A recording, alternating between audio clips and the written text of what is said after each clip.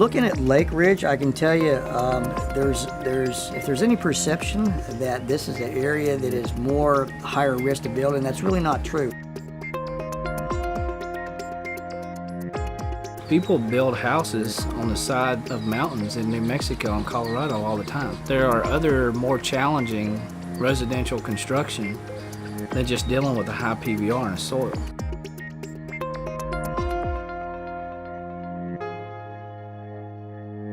PVR is a potential vertical rise, and it's expressed in inches.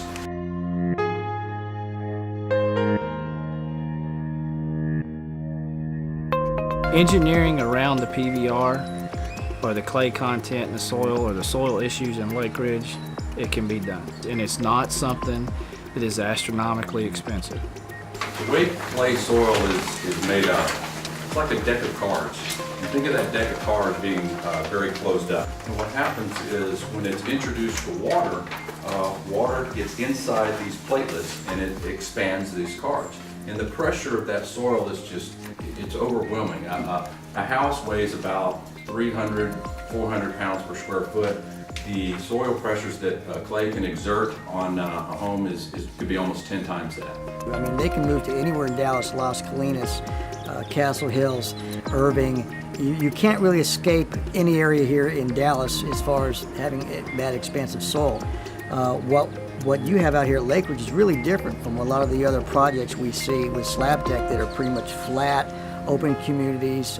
This is more of a country out of the city, rolling hills, the quiet, serene. So what we're talking about today is how do we deal with this expansive soil? What kind of slab can we design to mitigate that type of differential movement? With a typical slab foundation, soil expansion can tilt or crack the slab.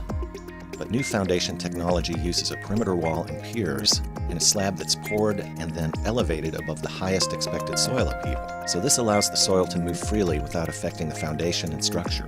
Here in the Dallas-Fort Worth area, a typical post-tension foundation without any soil remediation is probably about $6 to $6.50 a square foot.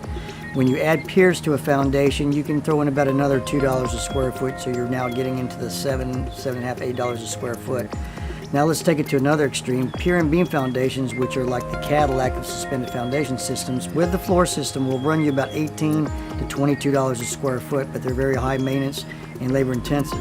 Slab Tech right now, we're seeing from contractors that are putting it in that on the low end, you're probably looking at $11.02 a square foot and probably about $12.50 on the high end. Right now, Slab Tech is the most cost-effective solution.